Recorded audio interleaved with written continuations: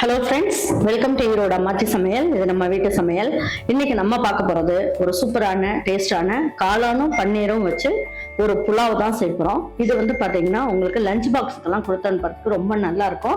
ஆனா இந்த மாதிரி செஞ்சு கொடுக்கும் போது பசங்களும் விரும்பி சாப்பிடுவாங்க. ஸ்கூல் விட்டு வரும்போது ஒரு துளி கூட வேஸ்ட் பண்ணாம எல்லாத்தையும் சாப்பிட்டு வந்துடும். அந்த அளவுக்கு டேஸ்ட் அட்டகாசமா இருக்கும். கொஞ்சமா கொத்தமல்லி இலை, கொஞ்சமா புதினா இலை, ஒரு 10 சின்ன வெங்காயம், அரை ஸ்பூன் அளவுக்கு சோம்பு, ஒரு பட்டை, 2 கிராம்பு, ஒரே ஒரு ஏலக்காய்.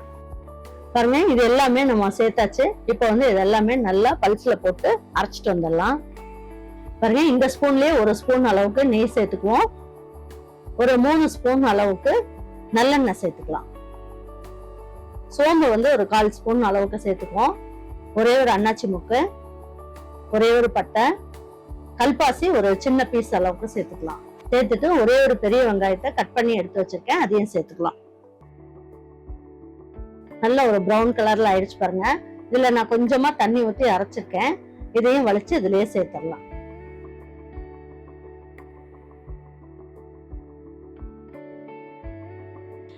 ஒரு ஸ்பூன் அளவுக்கு இஞ்சி பூண்டு பேஸ்ட் சேர்த்துக்கலாம்.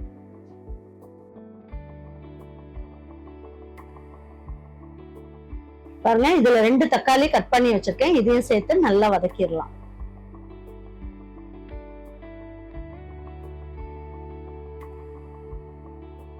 பாருங்க, இதுல வந்து ஒரு ஸ்பூன் அளவுக்கு உப்பு சேர்த்துக்குவோம்.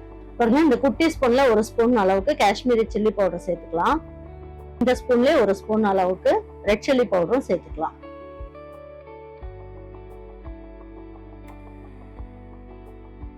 பாருங்க, ஒரு பாக்கெட் அளவுக்கு காளான்ல பாதி அளவுக்கு எடுத்து நல்லா கட் பண்ணி நல்லா கழுவிட்டு இதுல சேர்த்துக்கலாம்.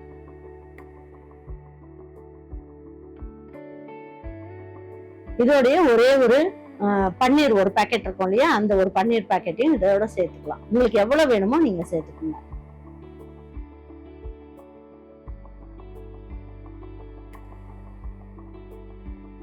பாருங்க, இந்த மசாலா எல்லாமே மிக்சியில ஒட்டி இருக்கு இல்லையா, அதனால நம்ம என்ன பண்ணோம், 1 டம்ளர் அளவுக்கு அரிசிக்கு 1.25 டம்ளர் அளவுக்கு தண்ணியை இந்த மிக்சியிலேயே ஊத்தி நம்ம அளந்து ஊத்திக்கலாம்.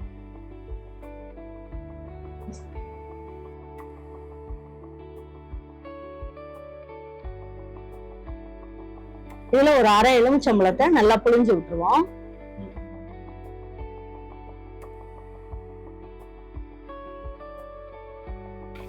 இது ஒரு கொதி வரட்டும்.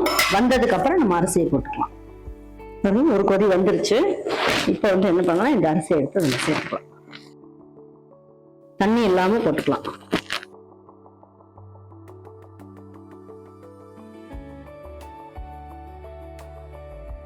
பாருங்க, இப்ப வந்து நல்லா கொதி வருது இல்லையா, நல்லா 1 நிமிஷம் கொதி வரட்டும். பாருங்க, இப்ப வந்து நல்லா எல்லாமே கொதிச்சுக்கிட்டு இருக்கு. இப்ப வந்து என்ன பண்ணுவோம், நல்லா கலந்து விட்டாச்சு. கலந்து விட்டுட்டு வேற எதுவும் சேர்க்கணும்னு அவசியம் இல்லை. உப்பு மட்டும் உங்களுக்கு கரெக்டா இருக்கான்னு பாத்துக்குங்க. பார்த்துட்டு குக்கர் மூடி வச்சிடலாம்.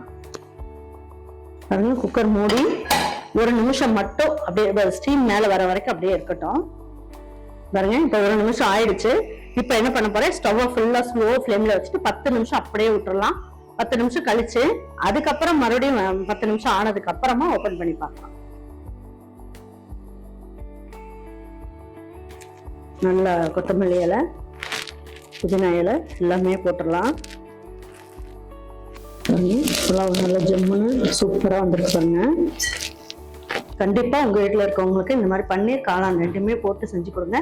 செஞ்சு கொடுத்துட்டு அவங்களுக்கெல்லாம் பிடிச்சிருந்ததுன்னா லைக் பண்ணுங்க, ஷேர் பண்ணுங்க, சப்ஸ்கிரைப் பண்ணுங்க, மறந்துடாம கமெண்ட்ஸ் பண்ணுங்க. தேங்க்யூ ஃபார் வாட்சிங் ஈரோட அம்மாச்சி சமையல். தேங்க்யூ.